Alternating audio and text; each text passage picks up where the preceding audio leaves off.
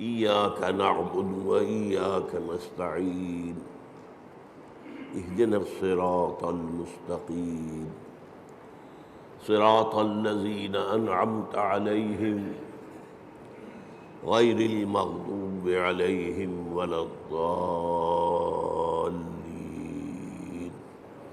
آمين رب اشرح لي صدري ويسر لي أمري واحلل عقدة من لساني يفقهوا قولي اللهم ربنا ألهمنا رشدنا وأعذنا من شرور أنفسنا اللهم أرنا الحق حقا وارزقنا اتباعه وأرنا الباطل باطلا وارزقنا اجتنابه آمین یا رب العالمین۔ پچھلے جمعے میں ہم نے آیت بسم اللہ پر گفتگو کی تھی اور صرف اس تمہید کے ساتھ کہ یہ آیہ مبارکہ قرآن مجید کی سورتوں کے درمیان تو صرف ایک دفعہ آئی ہے، وہ سورہ نمل میں ہے۔ حضرت سلیمان نے جو خط لکھا تھا ملکہ سبا کو، اس کا آغاز اس سے ہوا تھا اِنَّهُ مِن سُلَيْمَانَ وَإِنَّهُ بِسْمِ اللَّهِ الرَّحْمَنِ الرَّحِيمِ۔ باقی جو قرآن مجید کی 113 سورتوں کے شروع میں یا ان سے پہلے جو آیت درج ہے اس کے بارے میں اختلاف ہے کہ آیا یہ ان سورتوں کا حصہ ہے یا نہیں ہے۔ اکثر کی رائے یہ ہے کہ سورتوں کا حصہ نہیں ہے، بلکہ علامت کے طور پر کہ ایک سورت ختم ہو گئی دوسری شروع ہو رہی ہے، اور اسی لیے ان کا شمار بھی نہیں کیا جاتا۔ بعض اوقات بعض لوگوں کی رائے یہ ہے کہ ان کا شمار کیا جائے گا، جب آپ پورے قرآن کی آیات کا شمار کریں گے تو یہ 113 آیات بھی شمار ہوں گی، اور ایک رائے ہے کہ نہیں، انہیں نہیں گنا جائے گا۔ باقی اس میں اصل چیز اللہ کے 3 اسماء مبارکہ، اللہ، الرحمن، الرحیم، ان پر گفتگو ہو چکی ہے۔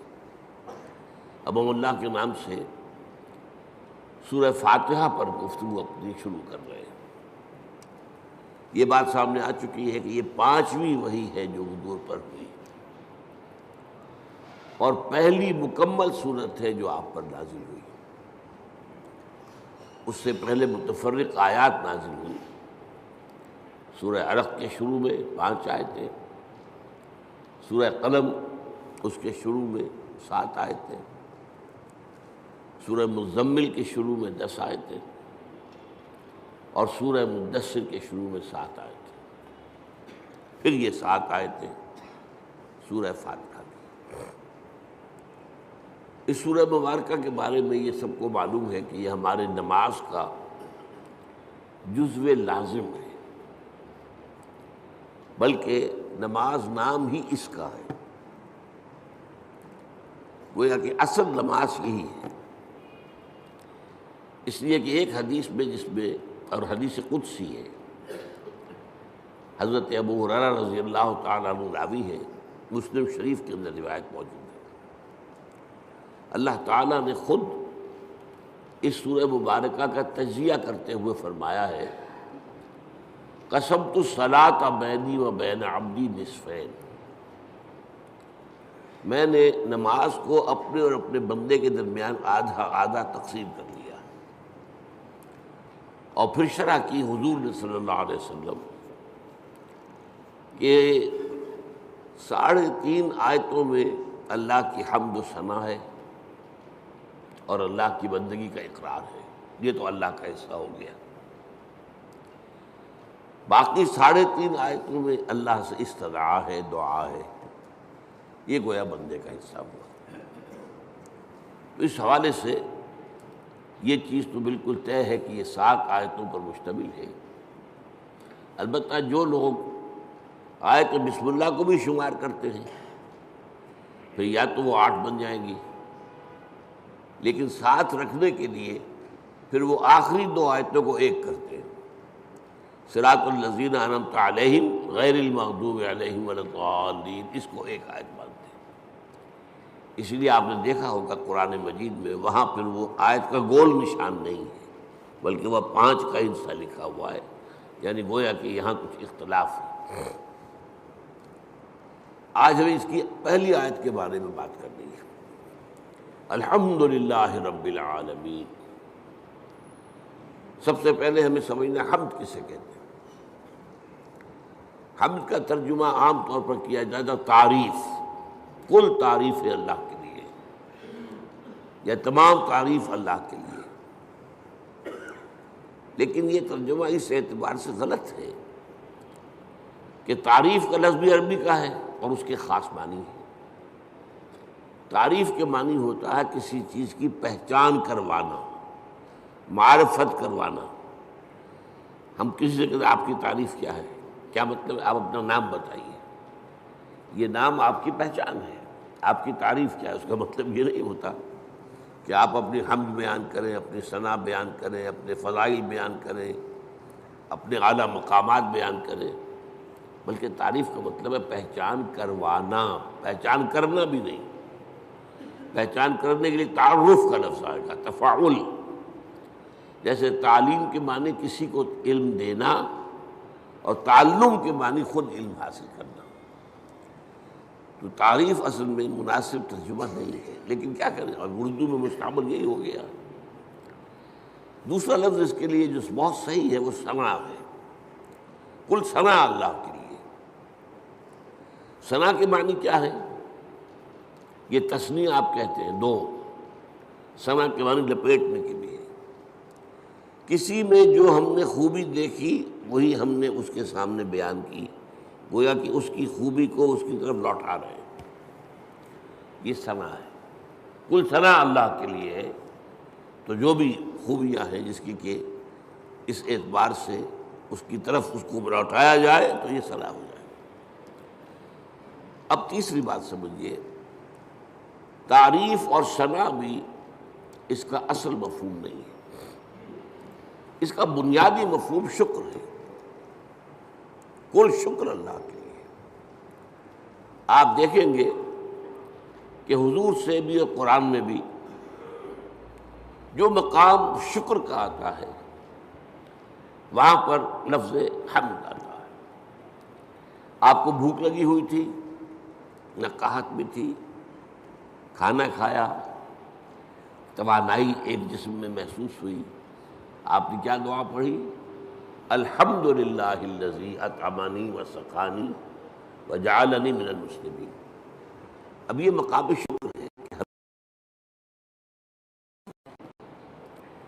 اسی طریقے سے آپ کو اگر اجابت ہو جائے صبح ٹھیک تو طبیعت جو ہے ہلکی ہو جاتی ہے، قبض ہو تو طبیعت بھاری رہتی ہے، لہذا اجابت سے فارغ ہو کر کیا دعا ہے؟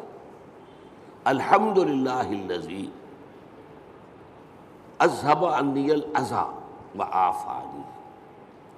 اس اللہ کا شکر ہے جس نے مجھ سے اذیت بخش شے کو دور کر دیا، اذیت، اور مجھے عافیت بخشی۔ یہ آپ نے حکما کا قول سنا ہوگا کہ قبض جو ہے وہ 100 امراض کی بنیاد بن جاتا ہے۔ تو گویا کہ یہ جو فضلات ہیں ہمارے جسم سے ان کا نکل جانا، یہ ہمارے لیے ایک بڑی رحمت ہے، اس پر اللہ کا شکر ادا کیا جائے۔ تو جہاں کہیں بھی مقام آئے گا کہ شکر کا لفظ آئے، اب آپ کی آنکھ کھلی صبح، رات بھر کی کیفیت نیند کی جو تھی، آپ کا شعور آپ کے پاس نہیں تھا، اور ایک حدیث سے معلوم ہوتا ہے، قرآن مجید کی آیت سے بھی، کہ روح جو ہے وہ اللہ تعالیٰ نیند میں سلب کر لیتا ہے۔ جان رہتی ہے لیکن روح نکال لیتا ہے۔ اللہ یتوفی الانفس حین موتہا، لیکن یہ کہ موت میں بھی نفس آتا ہے، والذی لم تمت فی منامہا، اور جس کی موت کا وقت نہیں آتا اس کی نیند میں وہ اللہ تعالیٰ روح کو سلب کرتا ہے، پھر لوٹاتا ہے۔ تو اب اس کو گویا کہ حدیث میں کہا گیا کہ یوں سمجھیے کہ نصف موت تو ہو گئی نا، اور ہم کہیں گے کہ نیند جو ہے موت کی بہن ہے، اس کی دعا کیا سکھائی حضور نے؟ الحمدللہ الذی احیانی بعدما اماتنی والیہ النشور. اس اللہ کا شکر ہے جس نے مجھے از سر نو زندگی دی، اس کے بعد کہ مجھ پر موت طاری کر دی تھی.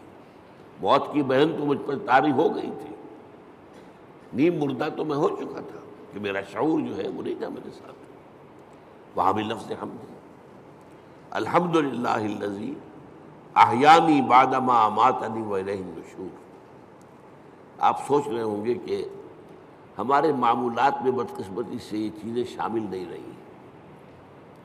یہ ذکر کی بہت عمدہ شکل ہے جسے کہتے ہیں کہ حضور نے قرآن میں آیا الذین یذکرون اللہ قیاما وقعودا وعلی جنوبہم، وہ لوگ جو اللہ کو یاد کرتے ہیں کھڑے ہوئے، بیٹھے ہوئے، لیٹے ہوئے، ہر حال میں. تو کیا مطلب کوئی اور کام نہیں کرتے؟ نہیں، کام کے ساتھ دعا ہے. آپ کی آنکھ کھلی، الحمدللہ الذی احیانی بعدما اماتنی والیہ النشور. کھانا کھایا، الحمدللہ الذی اطعمنی وسقانی وجعلنی من المسلمین. اجابت ہوئی، الحمدللہ الذی اذھب عنی الاذی وعافانی. یہ جو مصنون دعائیں ہیں، ان سے جیسے کہ ہم کہتے ہیں کہ ایک تیر سے دو شکار، دو نسبتیں قائم ہوتی ہیں. ایک اللہ سے نسبت قائم ہو گئی، ہم نے اس کا حمد کی، ہم نے اس کا شکر ادا کیا، تعلق قائم ہوا. ایک رسول کے ساتھ نسبت ہو گئی کہ مسنون دعا ہے. ہم اس شکر کے ادا کرنے میں اپنے الفاظ نہیں استعمال کر رہے، بلکہ وہ کر رہے ہیں کہ جو نبی اکرم صلی اللہ علیہ وسلم کرتے ہیں. تو دونوں نسبتیں، اللہ کا ذکر، اس میں وقت تو کوئی نہیں لگا. بہرحال شکر جو ہے در حقیقت وہ اس حمد کا نیوکلیس ہے. البتہ شکر، اور عام معنی میں اب لفظ استعمال کر رہا ہوں میں تعریف، اس پہ جو ایک باریک سا فرق ہے وہ کیا ہے؟ شکر کیا جاتا ہے اس چیز پر جس کا آپ کو فائدہ ہوا ہو، جس سے آپ کو کچھ حاصل ہوا ہو، جس سے آپ کی کوئی ضرورت پوری ہوئی ہو، جس سے آپ کی کوئی تکلیف رفع ہوئی ہو، جس سے آپ کی کوئی حاجت پوری ہوئی ہو. شکر اس پر ہو. اور تعریف کوئی حسن ہے، کمال ہے، خوبی ہے، چاہے آپ کو تو کوئی فائدہ نہیں ہوا. پھول کیا خوبصورت پھول ہے، تعریف کی ہے آپ نے، لیکن یہ کہ آپ کو اس سے کوئی مادی فائدہ تو نہیں ہوا. ہر شے، جس شے میں بھی کوئی جمال ہے، کوئی کمال ہے، اس کی تعریف کی جائے، خواہ آپ کو اس سے کوئی فائدہ نہ پہنچا ہو. یہ تعریف ہے. البتہ یہ جو باریک سا فرق میں نے بیان کیا ہے، اس کو بھی نوٹ کر لیجئے کہ یہ بھی ہمارے شعور کے محدود ہونے کی وجہ سے ہے، ورنہ اس سے بھی ہمیں فائدہ ہوتا ہے. ایک خوبصورت پھول دیکھ کر اس کی خوبصورتی، اس کی خوشبو، اس سے آپ کی روح کو ایک باریدگی حاصل ہوتی ہے. اسی لیے میں نے لفظ استعمال کیا، مادی فائدہ نہیں ہوتا، آپ کی روح کو ایک باریدگی، آپ کی طبیعت میں ایک انشراح، آپ کی طبیعت میں ایک کیفیت پیدا ہوتی ہے. ہائی اسکول کے زمانے میں جو ہمارا کورس تھا انگلش پوئٹری کا، تو پہلی نظم تھی ڈیفوڈلز. بہت سے حضرات نے پڑھی ہوگی.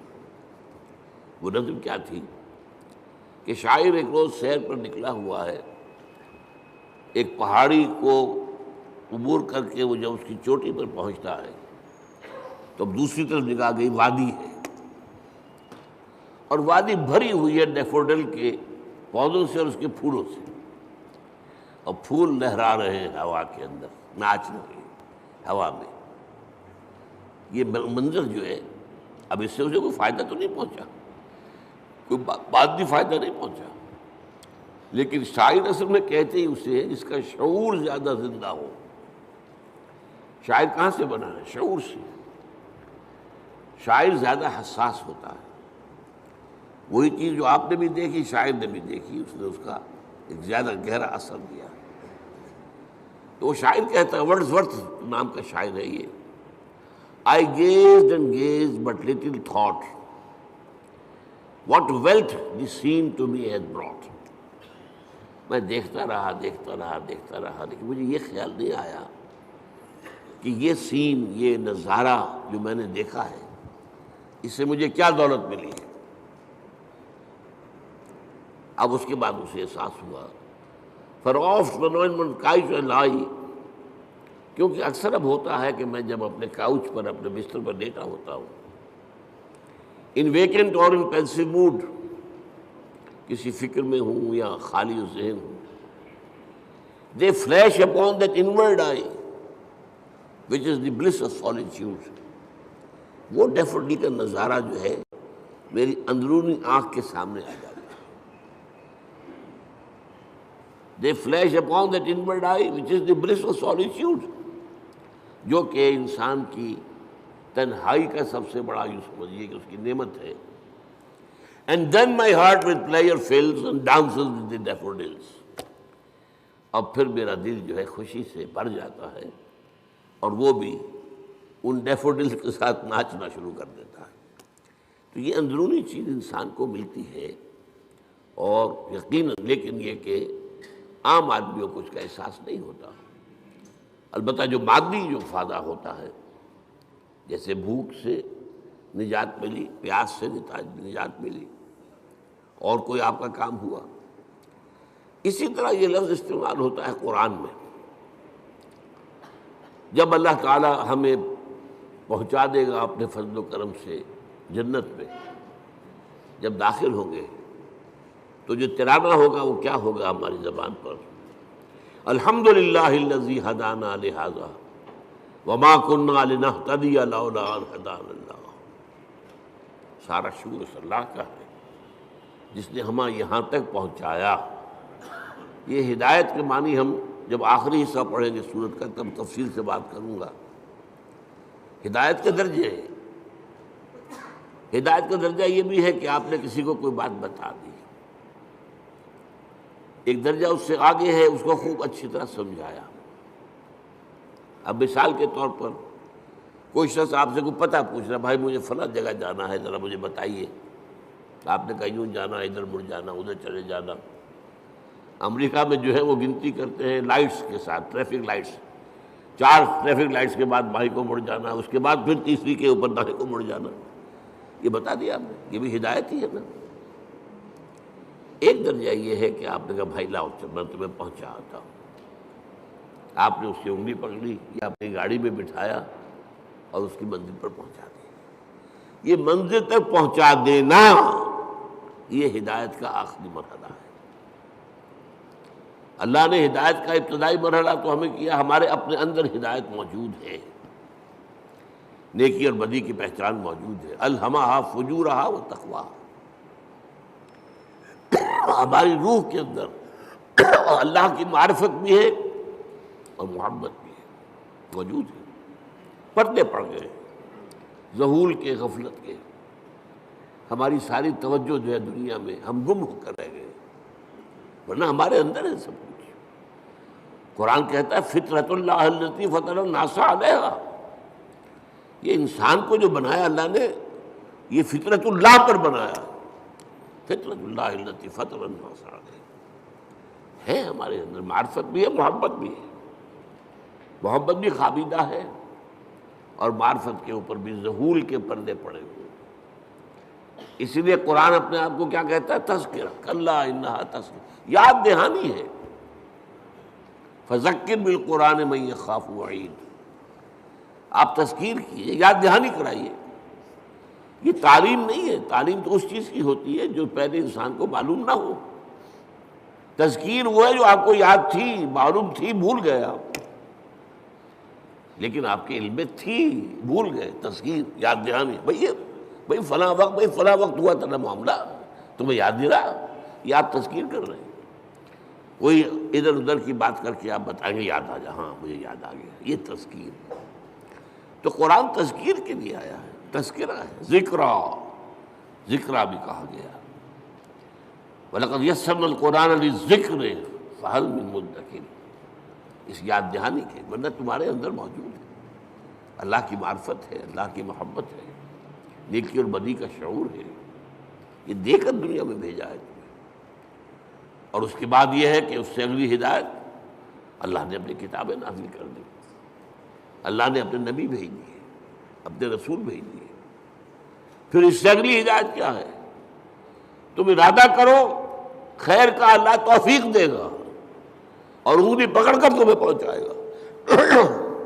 یہ ہے ہدایت کی وہ آخری منزل کہ جب وہ داخلہ ہوگا تو اہل جنت کی زبان پر یہ حمد کا ترانہ ہوگا، الحمدللہ الذی ہدانا لہذا وما کنا لنہتدی لولا ان ہدانا اللہ۔ اس میں یہ ہے کہ وہاں پہنچا دینا، لیکن اس دعا کو آپ یاد کر لیجئے، کبھی کوئی نئی بات آپ کے علم میں آ گئی تب بھی آیت پڑھیے، یہ اللہ نے مجھے علم دیا ہے، ہم اس قابل نہیں تھے کہ علم خود حاصل کر دیتے۔ وہ اس آیت کا ترجمہ کیا ہے؟ کل حمد کل شکر اس اللہ کا ہے جس نے ہمیں یہاں پہنچایا جنت تک، ہم پہنچنے والے نہیں تھے، ہم اپنے بل پر، اپنی سمجھ سے، اپنی کوشش سے پہنچنے والے نہیں تھے۔ وما كنا لنهتدي لولا ان هدانا اللہ۔ اسی طرح آپ کو کسی مجلس میں کوئی آپ کو محسوس ہو کہ آپ کے دل کو کوئی روشنی ملی ہے، کوئی آپ کو ہدایت کا کوئی نقطہ ہاتھ آیا ہے، کوئی ہدایت کی طرف آپ کی کوئی توجہ ہوئی ہے، یہ دعا مانگیے، الحمدللہ الذی ہدانا لہذا وما کنا لنہتدی لولا ان ہدانا اللہ۔ چاہے وہ کسی کے ذریعے سے آیا ہو، لیکن الٹیمیٹ سورس تو اللہ ہے نا۔ خود اس کو کس نے بتایا تھا؟ اللہ نے بتایا تھا۔ ہمیں جس نے سکھایا ہے اسے کس نے سکھایا تھا؟ اللہ نے سکھایا تھا۔ اسی طرح الحمدللہ الذی صدقنا وعدہ واورثنا الارض نتبوأ من الجنۃ حیث نشاء۔ ایک جگہ یہ ترانہ آیا ہے، جنت والے ترانہ جو ہے کل حمد کل شکر اس اللہ کا ہے جس نے ہم سے اپنا وعدہ سچا کر دکھایا۔ اس نے ہم سے کہا تھا کہ تم میرے راستے پہ چلو گے میں تمہیں جنت دوں گا، آج ہمیں اللہ نے وہاں پہنچا دیا۔ صدقنا وعدہ، اس نے اپنا وعدہ ہمارے ساتھ سچ کر دکھایا اور ہمیں بنا دیا وارث، اس جنت کی زمین کا وارث بنا دیا۔ ہم جہاں چاہے ڈیرا لگائیں، کھلی چھوٹ ہے ہمیں۔ الحمدللہ الذی صدقنا واورثنا الارض، زمین کا ہمیں وارث بنا دیا۔ اس سے بعض حضرات چاہیے کہ جنت کی ابتدائی منزل اسی زمین پر ہوگی، زمین کا وارث بنا دیا گیا۔ واورثنا الارض، بعض نے کہا نہیں، ارض سے مراد ارض جنت ہے، جنت کی زمین کا ہمیں وارث بنایا۔ لیکن میری ذاتی رائے بھی یہی ہے، اصل میں حساب کتاب یہی ہوگا، میدان حشر اسی زمین میں ہوگا، اس لیے کہ قصہ زمین برسر زمین، آپ نے نیکی یہی کمائی ہے، بدی بھی یہی کمائی ہے، اس کی سزا بھی یہی ہوگی اور اس کی جزا بھی شروع یہاں ہوگی، لیکن شروع ہوگی، جزا کے مرحلے ہیں، پھر اس کے بعد جنت، آسمانی جنتوں کی طرف عروج ہوگا۔ لیکن وہ جو میں نے کئی دفعہ آپ کو بتایا ہے، قرآن مجید میں ایک نزل کا لفظ آتا ہے، نزل، اور ایک عربی میں ضیافت کا لفظ، ان دونوں میں فرق کیا ہے؟ نزیل کہتے ہیں کسی مہمان کو جب کہ وہ فوراً آیا آپ کے ہاں، نزلہ اترا، کوئی اونٹ سے اترا آپ کے دروازے پر، نزیل ہے، گھوڑے سے اترا آپ کے دروازے پر، نزیل ہے، کسی خچر پر تھا، گدھے پر تھا، اترا، نزیل ہے۔ آج آپ کار سے اترتے ہیں، نزیل ہے، نزلہ تو ہے۔ آتے ہی آپ کیا کرتے ہیں؟ موسم کے لحاظ سے کوئی ٹھنڈا یا گرم، فوری طور پر ٹھنڈا یا گرم جو ہے اس کی تبادل کی جائے گی، پھر ضیافت ہوگی، پھر اہتمام ہوگا، پھر جو ہے آپ اہتمام کے ساتھ کھانا تیار کریں گے، اس کو ضیافت ہے۔ یہ جو قرآن مجید میں یہ نقطہ جو ہے بعض لوگوں کو بہت پریشان کرتا ہے، ذرا لطیف مزاج رکھنے والے لوگوں کو، کہ کیا جنت کے اندر اللہ تعالیٰ حوریں ہوں گی، غلمان ہوں گے، شہد ہوگا، دودھ ہوگا، پھل ہوں گے، یہ مادی چیزیں جو ہیں ان کی کیا قدر و قیمت ہے؟ کیا یہی کچھ ملنا ہے؟ اس کا جواب یہی ہے، یہ نزل ہے، ابتدائی جو ہے مہمان نوازی اس سے ہوگی۔ اور کیوں ہونی ہے؟ ایک بندہ مومن اپنے راستے پر اگر وہ چلتا ہے ایمان اور اسلام پر، تو اس دنیا میں نعمتوں میں سے اکثر آلات میں محروم رہتا ہے۔ حلال کے ذریعے سے کہاں آپ پھل لائیں گے، کہاں اپنے بچوں کو پھل کھلائیں گے؟ آپ کو تنگی ترشی کے ساتھ جو ہے آپ نے اپنے نفس کے اوپر بھی قابو رکھا ہے، آپ نے کوئی جنسی جو ہے بے راہ روی اختیار نہیں کی ہے۔ یہ جن خواہشات کو جو اللہ نے ہمارے اندر رکھی ہوئی ہیں ان کو کنٹرول کیا، روکا ہے۔ نہى النفس عن الہوى، خواہشات سے اپنے نفس کو روکے رکھا۔ تو میں کہتا ہوں اس کا منطقی جگہ یہی ہونی چاہیے کہ ان خواہشات کی بھرپور تسکین کا سامان کر دیا جائے جن سے تم نے ہمارے راستے پر چلنے کی وجہ سے اپنے آپ کو محروم رکھا۔ لیکن یہ نزل ہوگا، آخری جنت کے جو نعمتیں ہیں جو اور آگے درجے کھلیں گے، پھر چڑھنا ہوگا، صعود ہوگا۔ اس صعود کے بارے میں تو فرمایا ما لا عین رأت ولا اذن سمعت وما خطر علی قلب بشر۔ وہ جو اوپر کی جنتیں ہیں ان کی نعمتوں کے بارے میں حضور کے الفاظ ہیں، وہ تو وہ ہیں جو نہ کسی آنکھ نے دیکھی، نہ کسی کان نے سنی، نہ کسی کے دل میں ان کا احساس اور ادراک وارد ہوا۔ وہ یہاں بیٹھ کر تو ہم اندازہ کر ہی نہیں سکتے۔ یہ تو ہم اندازہ کر سکتے ہیں نا کہ وہاں انگور ہیں، وہاں کھجوریں ہیں، وہاں جو بھی ہیں پھل ہیں، رمان ہیں، انار ہیں، وہاں دودھ ہے، وہاں شہد ہے، وہاں ہر چیز موجود ہے، یہ تو ٹھیک ہے۔ اگرچہ ان کے ذائقے جو ہوں گے وہ یہاں کے ذائقے کے مقابلے میں، چنانچہ 30 سے جو رکوع ہے سورہ بقرہ اس میں کہا گیا اتوبہ متشابہہ، وہ ملتی جلتی چیزیں ہوں گی۔ یہ بھی انار ہے، یہ انار، لیکن جنت کا وہ انار کچھ اور ہی ہوگا، اس کا ذائقہ آپ کے اس وقت تصور نہیں کر سکتے۔ اس انگور کا ذائقہ کچھ اور ہی ہوگا۔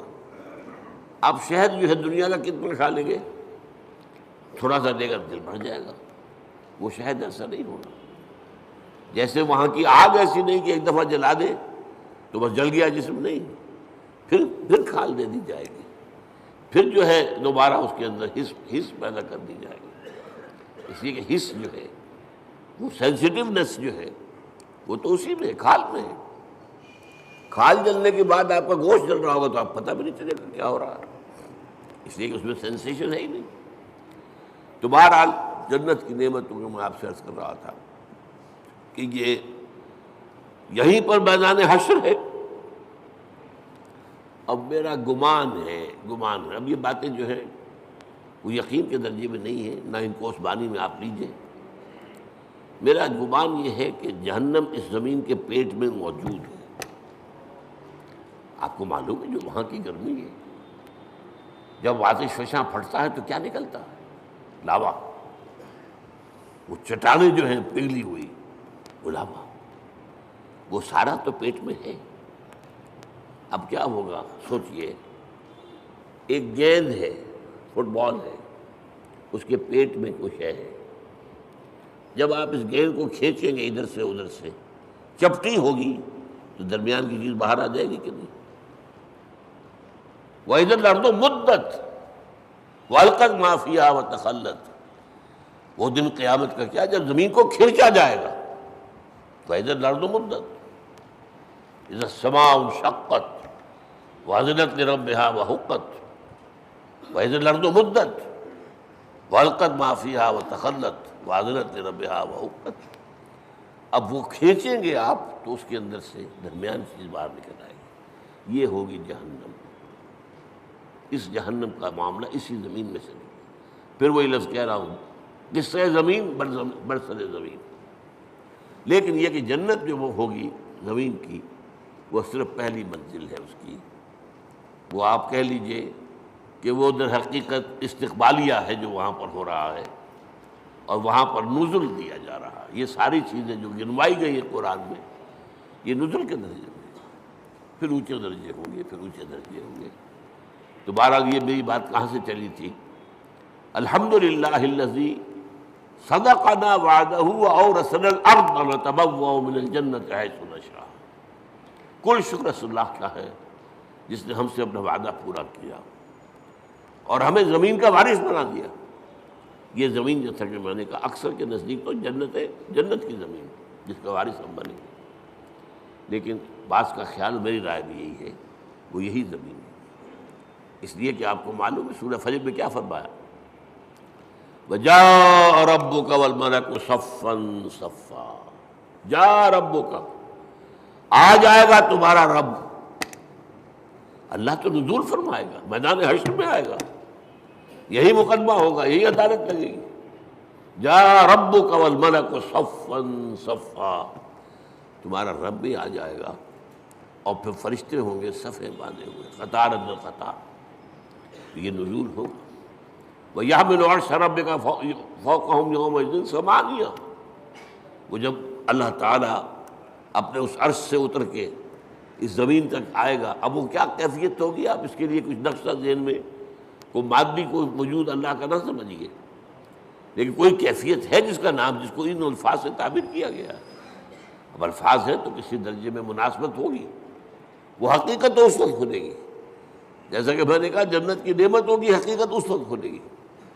ما لا عین رأت ولا اذن سمعت وما خطر علی قلب بشر۔ اور قرآن میں جو آتا ہے لہم ما یشاؤون فیہا ولدینا مزید، اہل جنت کے لیے وہ تو سب کچھ ہوگا ہی جو وہ چاہیں گے، ہمارے پاس اور بھی بہت کچھ ہے جس کا تصور ہی نہیں ہوگا۔ میں نے اس کا ایک واقعہ یاد آ گیا مجھے، اب کئی دفعہ بیان کیا میں نے۔ میرے ایک دوست ہیں ڈاکٹر یقین صاحب جو باہر امراض چشم ہیں، انہوں نے مجھے سنایا، وہ جا رہے تھے لندن، اب ان کے بچے جو ہے کوئی کہا تھا میرے لیے یہ لائیے، میرے لیے یہ لائیے، میرے لیے یہ لائیے۔ ایک چھوٹی سی بچی تھی، انہوں نے کہا ابا میرے لیے پینسل لے کے آئیے۔ اب وہ لندن سے پینسل منگوا رہی ہے، اس کا ذہن اس سے آگے ہے ہی نہیں۔ وہ لڑتی ہوگی اپنے بڑے بہن بھائیوں سے، وہ اس کو چھینتی ہوگی، مجھے دو میں کچھ لکھوں یا لکیریں کھینچوں کہیں، اور وہ بڑے بہن بھائی اس کو چھینتے ہوں گے اس سے۔ تو اس کے لیے تو بہت بڑی نعمت تھی پینسل، تو ابا میرے لیے پینسل لے کے آئیں گے۔ تو ہم کہاں تک تصور کریں گے؟ ہمارا ذہن بہت چھوٹا ہے۔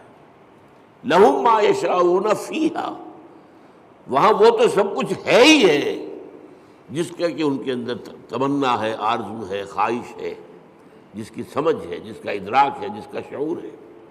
وَلَدَيْنَا مَزِيدٌ، ہمارے پاس اور بہت کچھ ہے۔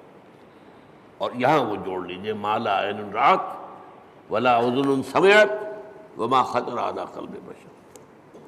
تو یہ اصل میں حمد ہے، شکر۔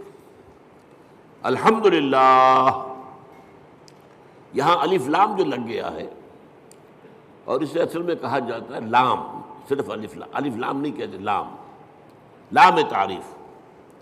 الف جو ہے یہ حمزۃ الوصل کہلاتا ہے، کیونکہ کوئی لفظ جو ہے وہ ساکن لفظ سے شروع نہیں ہو سکتا۔ اب اسٹیشن، اب کیا کہیں گے، سٹیشن ہو جائے گا عام طور پر، یا یو پی وغیرہ میں کیا روایت ہے، اسٹیشن، وہ اس کے ساتھ الف لگا لیتے تھے۔ سکول، سین ساکن ہے، کیسے بولے اس کو، کوئی زبر لگے گا یا وہ اسکول اسٹیشن۔ تو ہمارے ہاں کالج میں چڑھاتے تھے لوگ ایک دوسروں کو، جو یو پی سے آئے تھے، ان سے کہا آج تم اسکول کہتے ہو، تم اسٹیشن کہتے ہو، اور وہ کہتے تم اسٹیشن کہتے ہو، تم سکول کہتے ہو۔ تو یہ ہے، تو یہ حمزۃ الوصل کہلاتا ہے، جوڑنے کے لیے، ورنہ صرف لام ہے، لام تعریف۔ یہ لام بہت سی قسموں کا ہے۔ ایک تو کسی شے کو نکرہ سے معرفہ بنا دینا، العلم، علم نکرہ ہے، وہی علم، العلم معین علم، خاص علم، یا مکمل علم، یا حقیقی علم، ال سے وہ نکرہ سے معرفہ بن گیا. ایک ال کا معنی یہ لام جو ہے حصر ہوتا ہے.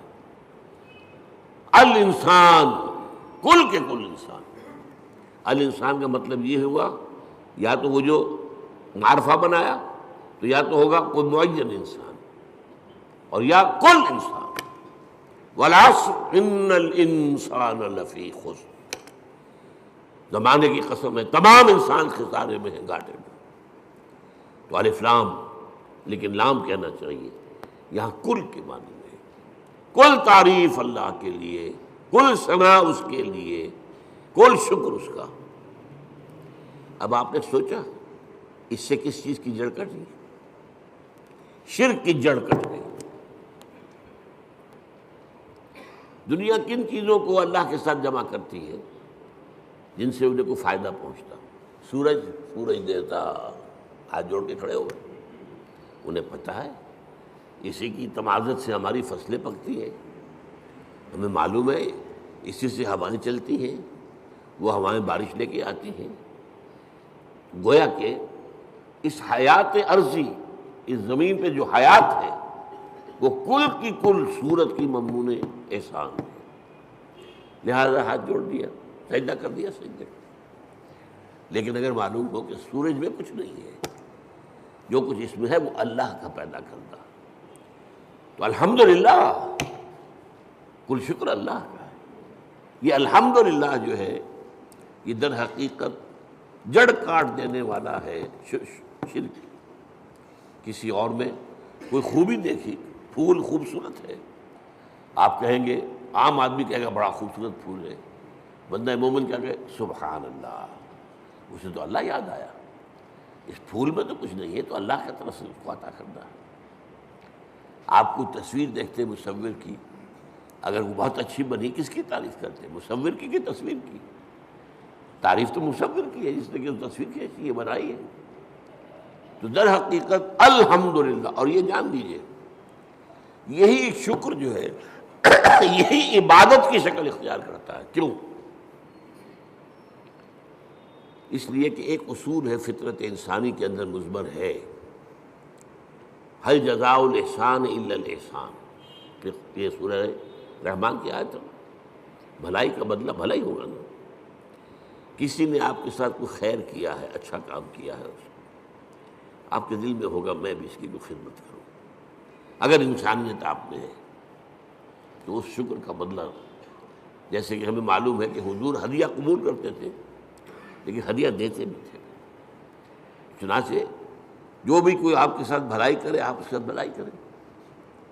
والدین کی بھلائی وہ اتنی ہے کہ ہم کتنی ہی خدمت کر لیں ان کا حق ادا نہیں ہوگا، اور سوائے اس کے کوئی چارہ کار نہیں کہ اللہ ہی سے دعا کریں، اے اللہ ورحمہما کما ربیانی صغیرا.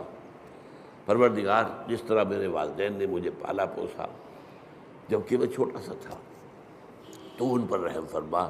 میں ان کا حق ادا نہیں کر سکتا. بس البتہ یہ کہ انسان مقدور بر تو کرتا ہے. سلیم الفطرت انسان ہو، فطرت کج نہ ہو گئی ہو، پرورٹڈ نہ ہو، تو والدین کی خدمت، بوڑھے والدین کو. آپ کو معلوم ہے صرف 2 چیزیں ہیں جن کے بارے میں کہا گیا ان کو دیکھنا بھی عبادت ہے. محبت اور تعظیم کی نگاہ سے کعبے کو دیکھنا عبادت ہے. چاہے آپ طواف نہیں کر رہے، چاہے آپ کوئی نماز نہیں پڑھ رہے، کعبے کے سامنے بیٹھ کر محبت اور تعظیم کے ساتھ اس کو دیکھنا عبادت ہے. بوڑھے والدین کو دیکھنا محبت کے ساتھ عبادت یہ حضور نے فرمایا. تو آپ جو ہے اپنی امکانی حد تک تو اس کا آپ جو ہے بدلہ اتارتے ہیں. انہوں نے پالا پوسا جبکہ میں چھوٹا سا تھا، میری ضروریات پوری کی. اب یہ بوڑھے ہیں، یہ محتاج ہیں، اب ان کی ضرورتیں میں پوری کروں. اگرچہ جیسا کہ میں نے کہا کہ حق ادا نہیں ہو سکتا، لیکن اب آپ سورج کا کیا حق ادا کریں گے؟ کچھ بھی نہیں کر سکتے. یہ جذبہ شکر جو ہے سورج کا، یہ عبادت کی شکل اختیار کرتا ہے. جہاں آپ کو بدلہ نہیں دے سکتے سر جھکا دیجیے، تعظیم کیجیے، اس کے سامنے سجدہ کیجیے. یہی تو ہے. شکر سے عبادت ہے، یہ فلسفہ ہے، سمجھ لیجیے، شکر کی بنیاد پر عبادت ہے۔ اسی لیے تو جس کو کہا حضور نے، اور میں نے ابھی حدیث آپ کو سنائی تھی، حدیث قدسی، الصلاۃ، جو اصل دعا ہے اس کی پہلی آیت ہی ہے الحمدللہ رب العالمین۔ قرآن کی پہلی آیت، پہلا لفظ کیا ہے قرآن کا؟ اگر آیت بسم اللہ اس میں شمار نہ کی جائے، جیسا کہ میں نے کہا کہ غالب رائے یہی ہے کہ وہ اس کا حصہ نہیں ہے، تو پہلا لفظ قرآن کا کیا؟ الحمد۔ اور آپ کو معلوم ہے یہ لفظ کتنا پیارا ہے اللہ کو۔ حضور کے نام سارے کے سارے اسی مادے سے ہیں۔ محمد حمد سے ہے، احمد حمد سے ہے، محمود حامد حمد سے ہے۔ اور اس امت کا نام پتہ ہے کیا ہے؟ حمادون، اللہ کی بہت حمد کرنے والے۔ حماد یہ مبالغے کا صیغہ ہو گیا، اللہ کی بہت حمد کرنے والے۔ اور ایک خاص بات یاد آئی ہے، حضور کی ایک حدیث ہے بڑی عجیب۔ قیامت کے دن وہ میدان حشر، جس کا میں نے نقشہ آپ کے سامنے کچھ کھینچا ہے، ایک تو یہ کہ وہاں حضور کو ملے گا کیا مقام؟ مقاماً محمودا، وہی لفظ حمد۔ اور سب سے بڑی بات یہ، حضور نے فرمایا لواء الحمد بیدی، حمد کا جھنڈا میرے ہاتھ میں ہوگا، اور اس دن میں اللہ کی وہ حمد کروں گا جو آج نہیں کر سکتا۔ اس نقطے کو سمجھنا ضرورت ہے، غور کرنا ہوگا۔ ہر شے کی حمد اس کے ادراک اور شعور کے مطابق نہیں ہوگی۔ کسی نے آپ کے ہاتھ پر ہیرا رکھا، آپ نے سمجھا شیشے کا ٹکڑا ہے، تو کیا شکر کریں گے آپ؟ اگر معلوم ہو یہ ہیرا ہے تو شکر جو ہے اس کے متناسب شکر آپ کے قلب میں پیدا ہوگا۔ معرفت جو اس وقت ہوگی وہ آج نہیں ہے، پردے اٹھ چکے ہوں گے۔ آج چاہے اب بھی حضور کی معرفت ظاہر بات ہے کہ تمام انسانوں میں، مخلوقات میں سے بڑھ کر ہے، لیکن یہ کہ وہاں جب بے پردہ ہوگا معاملہ، تو فرمایا کہ وہ جو حمد میں اس میں بیان کروں گا وہ آج نہیں کر سکتا۔ تو یہ الحمدللہ، اللہ پر ہم گفتگو کر چکے ہیں۔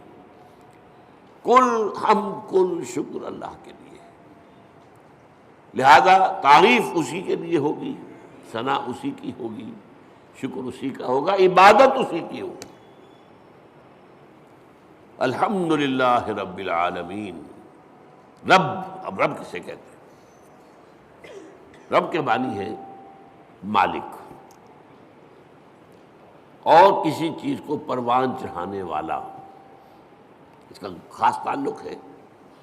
جو مالک ہوگا کھیتی کا وہ اسے پروان چڑھائے گا، بڑھائے گا۔ رب المال، سرمایہ والا، وہ سرمایہ کو بڑھانے کی فکر کرے گا۔ مضاربت ہو رہی ہے، ایک شخص کا سرمایہ ایک محنت کر رہا ہے، یہ رب المال کہلاتا ہے۔ رب المال، رب الدار، گھر کا مالک، تمام جہانوں کا رب۔ اب یہ تمام جہان کون سے ہیں؟ ایک عالم دنیا ہے، ایک عالم آخرہ ہے، ایک عالم برزخ ہے، ایک عالم ملکوت ہے، ایک عالم ملائکہ ہے، ایک عالم حیوانات ہے، ایک عالم انسانیت ہے۔ جتنے چاہے جوڑتے چلے جائیے، یہ سارے عالم، ان سب کا رب وہی ہے۔ یہ بھی در حقیقت اسی شرک کو کاٹنے والا، یہ کوئی بھی اس میں شریک نہیں ہے، وہ ہے تمام جہانوں کا رب، تمام جہانوں کا مالک، تمام جہانوں کا مختار مطلق، تمام جہانوں کو پروان چڑھانے والا وہی۔ الحمدللہ رب العالمین، کل حمد کل شکر کل ثنا اس اللہ کے لیے ہے جو تمام جہانوں کا پروردگار ہے، پالنہار ہے، روزی رساں ہے، مالک ہے، آقا ہے، جیسا کہ آقا کے لیے بھی رب کا لفظ آتا ہے۔ جب زلیخا نے گناہ کی دعوت دی تھی حضرت یوسف کو، کیا کہا تھا انہوں نے؟ انہ ربی احسن مثوایا، یہ تمہارا شوہر جو ہے عزیز مصر وہ میرا آقا ہے، ظاہر بات ہے خریدا تھا اس نے، اور اس نے مجھے بہترین طریقے پر رکھا ہے، میرے ساتھ اس نے سلوک کیا ہے، اب میں اس کے ساتھ خیانت کروں تو مجھے کس چیز کی دعوت دے رہی ہے؟ تو رب۔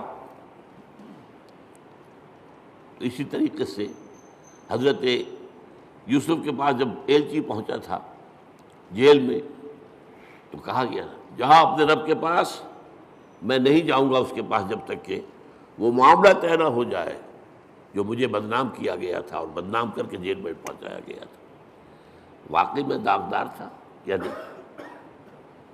تو ارجع الی ربک، لوٹ جاؤ اپنے رب، بادشاہ کو رب کہا گیا۔ تو رب جو ہے مالک کسی شے کا، رب البیت، رب المال، تو تمام جہانوں کا مالک اور آقا، تمام جہانوں کا پروردگار و پالنہار اللہ ہے۔ بس آج اسی ایک آیت پر گفتگو ہوئی ہے، اگلی آیت تو ہم پڑھ چکے ہیں الرحمن الرحیم، تو اس سے اگلی آیت تیسری جو ہے اس پر انشاءاللہ اگلے جمعے میں، میری طبیعت تو خیر اچھی نہیں چل رہی ہے، میں وعدہ کیے ہوئے ہوں ایک جگہ پر مجھے جمعہ پڑھانا ہے حویلی لکھا، وہاں ہمارے ایک ساتھی نے مسجد بنائی ہے، تعمیر کی ہے، وہ چاہتے ہیں کہ وہاں جمعہ پہلا میں پڑھاؤں، میں نے وعدہ کر لیا تھا، تو اگر جیسا اس وقت ہوں ایسا بھی ہوا تو انشاءاللہ جاؤں گا، تو پھر شاید اگلے جمعے میں آپ سے یہاں ملاقات نہ ہو، تو اس سے اگلے جمعے میں اب مالک یوم الدین پر گفتگو ہوگی۔ اقول قولی ھذا واستغفر اللہ لی ولکم ولسائر المسلمین والمسلمات۔